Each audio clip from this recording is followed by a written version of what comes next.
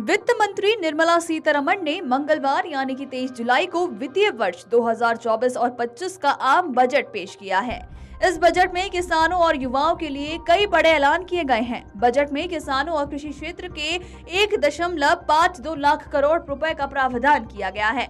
इस फंड से कृषि और इससे जुड़े क्षेत्रों के लिए योजनाएं बनाई जाएंगी। वित्त मंत्री ने बजट भाषण में कहा कि खेती में उत्पादकता बढ़ाने के लिए उपाय करेंगे। खेती में उत्पादन बढ़ाने के लिए रिसर्च पर खास जोर, ज्यादा पैदावार देने वाली वैरायटी लाई जाएगी। इसके साथ ही साथ मौसम की मार से कम प्रभावित होने वाली वैरायटी भी लाई जाएगी। 32 फसलों की 109 वैरायटी लाई जाएगी। मौसम की मार से कम प्रभावित होने वाली वैरायटी लाई जाएगी। दालों तिलहन के लिए मिशन मोड पर काम जारी है। सब्जियों की पैदावार बढ़ाने के लिए क्लस्टर स्कीम लाएंगे। वित्त मंत्री ने कहा कि सरकार जलवायु अनुकूल बीज विकसित करने के लिए अनुसंधान की व्यापक समीक्षा करेगी। अगले 2 साल में देश भर में 1 करोड़ किसानों को प्राकृतिक खेती अपनाने के लिए प्रोत्साहित भी किया जाएगा। सरकार राज्यों के साथ साझेदारी में कृषि के लिए डिजिटल सार्वजनिक बुनियादी ढांचे को बढ़ावा भी देगी। उत्पादन बढ़ाने के लिए बड़े पैमाने पर सब्जी उत्पादन क्लस्टरों को बढ़ावा दिया जाएगा। वित्त मंत्री निर्मला सीतारमण ने कहा कि इस वर्ष कृषि और संबद्ध क्षेत्रों के लिए आवंटन 1.52 लाख करोड़ रुपए है।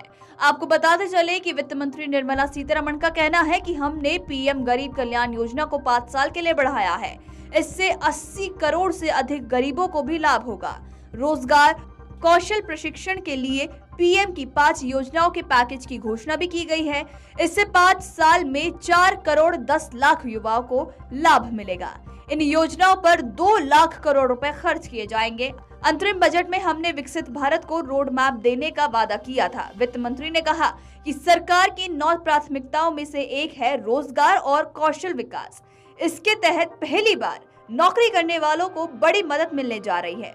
फार्मर सेक्टर में पहली बार नौकरी की शुरुआत करने वालों को 1 महीने का वेतन दिया जाएगा। इसके साथ ही साथ ये वेतन डायरेक्ट बेनिफिट ट्रांसफर के लिए 3 किस्तों में जारी होगा। इसकी अधिकतम राशि 15,000 रुपए होगी। ईपीएफओ में पंजीकृत लोगों को ये मदद मिलेगी। योग्यता सीमा 1 लाख रुपए प्रति माह रहेगी। इससे 2.10 करोड़ युवाओं को फायदा भी मिलेगा। आपको बताते चले कि बजट को लेकर खुद प्रधानमंत्री नरेंद्र मोदी ने भी कहा था कि आम बजट अमृतकाल का महत्वपूर्ण बजट है। ये 5 साल के लिए हमारी दिशा तय करने के साथ ही 2047 तक विकसित भारत की आधारशिला भी रखेगा। This year I have made a provision of 1.52 lakh crore rupees for agriculture and allied sectors.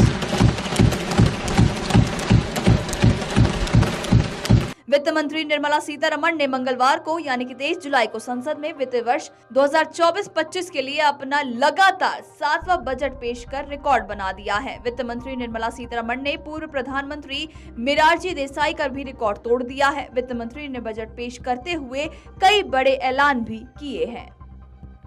Video desk अमरउजाला.com। अगर आप ये वीडियो YouTube पर देख रहे हैं तो हमारे चैनल को सब्सक्राइब करें और बेल आइकन को दबाना ना भूलें। अगर आप Facebook पर ये वीडियो देख रहे हैं तो हमारे पेज को लाइक करें।